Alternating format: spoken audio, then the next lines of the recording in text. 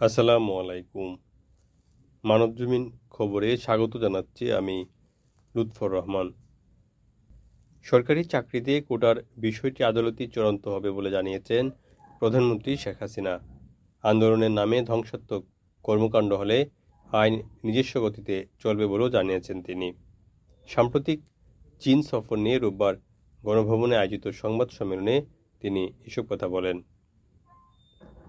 সংবাদ সম্মেলনে প্রধানমন্ত্রী সাম্প্রতিক নানা বিষয় নিয়ে কথা বলেন।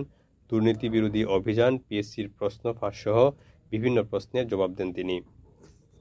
দুর্নীতির প্রসঙ্গে এক প্রশ্নের জবাবে প্রধানমন্ত্রী জানান, তার বাসায় কাজ করা একজন পিয়ন 400 কোটি টাকার মালিক বনে গেছেন, যাকে বের করে দেওয়া হয়েছে। সরকারি চাকরিতে কোটা সংস্কারের এক দফা দাবিতে প্রেসিডেন্ট মোহাম্মদ শাহাবুদ্দিন বরাবর স্মারকলিপি দিয়েছেন শিক্ষার্থীরা। রোববার বেলা 2:45টার দিকে বঙ্গভবনে শিক্ষার্থীদের 12 সদস্যের একটি প্রতিনিধি দল প্রেসিডেন্টের সামরিক সচিবের হাতে এই স্মারকলিপি তুলে দেন। স্মারকলিপিতে সরকারি চাকরিতে সব গ্রেডে সর্বোচ্চ 5% কোটা রেখে জাতীয় সংসদে আইন পাশ করার দাবি করা হয়। 24 ঘন্টার মধ্যে কোটা সংস্কারে দৃশ্যমান পদক্ষেপ দাবি করেন তারা। একই সঙ্গে এই সময়ের মধ্যে শাহবাগ থানায় হওয়া মামলার প্রত্যাহারেরও দাবি জানান তারা। বেঁধে দেওয়ার সময় দাবি আদায় না হলে নতুন কর্মসূচি দিয়ে মাঠে থাকার ঘোষণা দিয়েছেন আন্দোলনকারীরা। ওদিকে প্রথম ও দ্বিতীয় শ্রেণীর সরকারি চাকরিতে কোটা পদ্ধতি বাতিলের পরিপত্র অবৈধ ঘোষণা করে হাইকোর্টের দেওয়া রায়ের পূর্ণাঙ্গ কপি প্রকাশ করা হয়েছে। রোববার বিচারপতি কে এম কামরুল কাদের ও বিচারপতি খিজির হায়াতের হাইকোর্ট বেঞ্চ 27 পৃষ্ঠার পূর্ণাঙ্গ রায়টি প্রকাশ করেন। রায়ে বলা হয়েছে, সরকার চাইলে কোটা পরিবর্তন ও পরিবর্ধন করতে পারবে।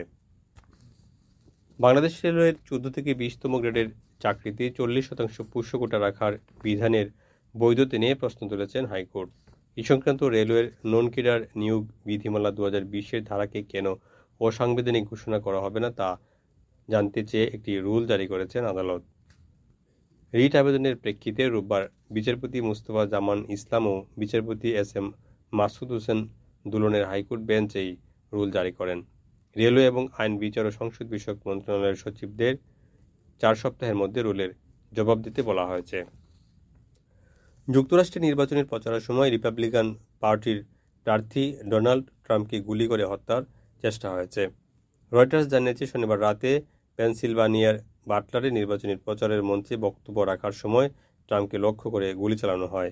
গুলিতে তার ডান কান ক্ষতিগ্রস্ত হয়।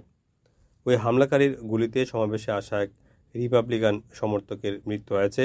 গুরুতর আহত হয়েছেন আরও 2 জন। পরে একজন গোয়েন্দা কর্মকর্তার গুলিতে আততায়ী নিহত হয়েছে বলে সিক্রেট সার্ভিসের এক বিবৃতিতে জানানো হয়। এই ঘটনায় নিন্দা জানিয়েছেন বিশ্ব নেতারা। মানবজমিন খবর শেষ হলো।